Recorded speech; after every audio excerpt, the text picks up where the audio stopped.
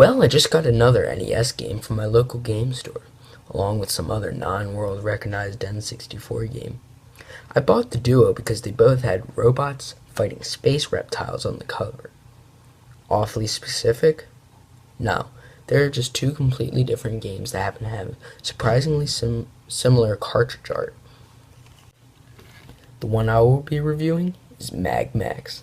When I first picked it up, I thought it was Mac Max. Turns out the little dash in the G is just a weird font. Anyways, let's play it. Okay, the title of the game flashes for about 3 seconds then stops. And what's up with this? How come at like 2 seconds it jumps me right into the demo? I mean, I don't even have enough time to react to that. The cover art had a nice realistic painting of a robot fighting a dragon. What is this? So you start off with a spaceship going up an elevator. But wait, we're not in space. We're on some kind of barf green planet. Now this is a bad soundtrack.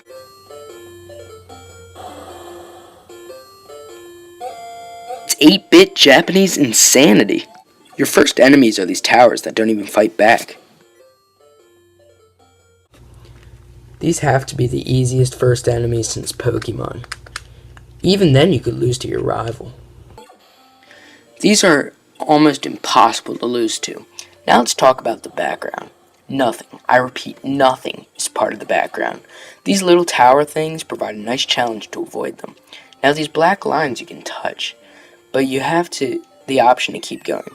When you go through these, they take you to some kind of world that has slightly more color than the first. All of a sudden, these enemies are like the enemies in Dark Souls.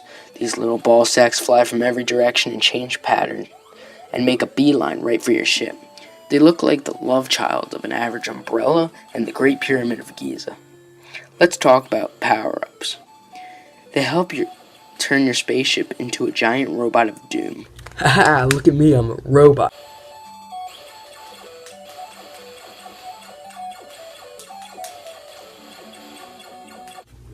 What do the legs do? I'm already oh right, toe lasers.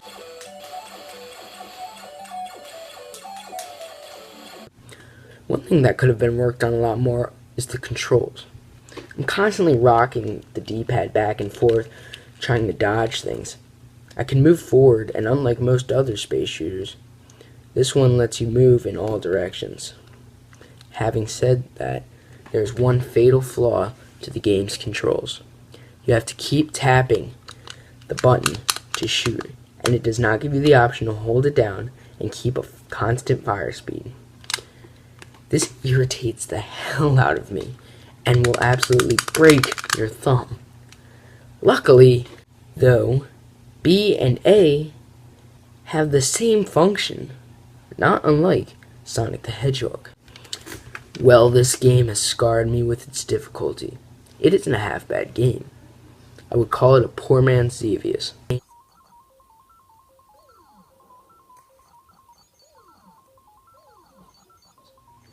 Its graphics and poor soundtrack are evil, though, so you know what that means.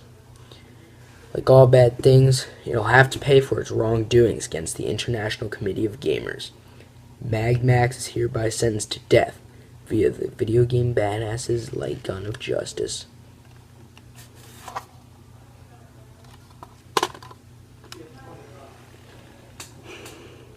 See you in hell.